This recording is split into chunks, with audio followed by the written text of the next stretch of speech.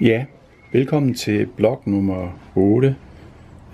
Jeg fortsætter lidt med mit patinering, og sidst der patinerede jeg et lille tog, og denne gang har jeg patineret en vogn, og det er fra sådan et startsæt, så det er sådan, på den måde kan man lege lidt med tingene. Selve udgangspunktet er egentlig en vogn, der er gul, og den har jeg sådan prøvet at få til at falme lidt og blive lidt slidt. Og det har jeg gjort ved hjælp af 3 farver.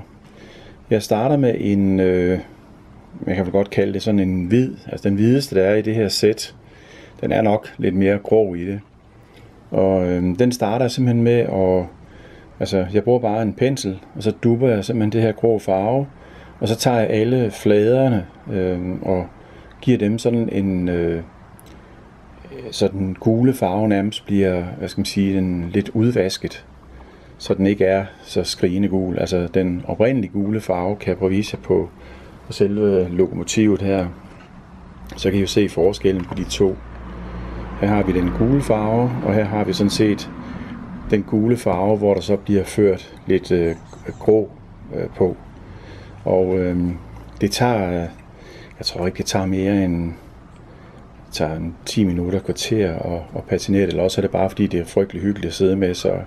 Og når det så er færdigt, så bruger jeg bagefter, der bruger jeg min spray, sådan en fixerspray her, og den ryster selvfølgelig godt, og så bliver den egentlig bare kørt på, eller sådan forsigtigt sprayet hen over vognen her. Så, og der er lidt rust.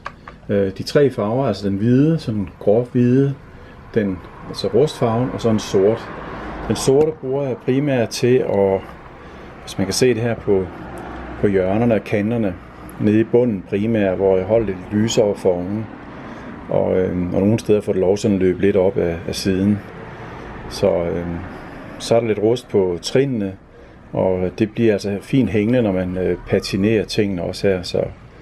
Så det er, jeg synes det er sjovt at arbejde med det, og det er ingen tvivl om, at det kan gøres på mange niveauer. Altså det er helt sikkert. Se, den gule farve, som er på mit tog her, den vil jeg prøve at udsætte lidt for det samme. Og selvfølgelig her, hvor der er sådan nogle udluftningsskitre, der er det typisk mere mørkt selvfølgelig. Så de steder, jeg ligesom føler, det er lidt mørkere. Nu er det her sådan et begyndersæt, mit allerførste tog, jeg har købt, og der er meget plastik på det, så jeg synes, det skal helt sikkert udsættes for patinering. Så det vil jeg gå videre med at patinere. Jeg vil nok ikke gøre det sådan for åben video, men jeg kan helt sikkert vise sådan lidt princippet i det, hvor man tager det her og egentlig bare sådan sidder nærmest og tørrer fladerne lidt til, sådan for at få det udvasket.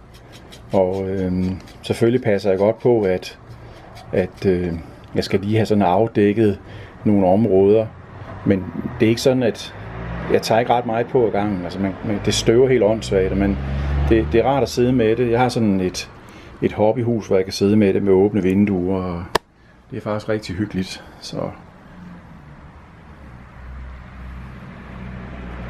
yes, men det var altså en patineret vogn, og nu skal jeg i gang med mit lokomotiv. Jeg synes faktisk, det blev rigtig fint. Og det er sagt af en amatør, ikke, som ikke har arbejdet med det her i ret lang tid. Så jeg synes, det er sjovt. Og så jeg smutter igen. Så hej med jer.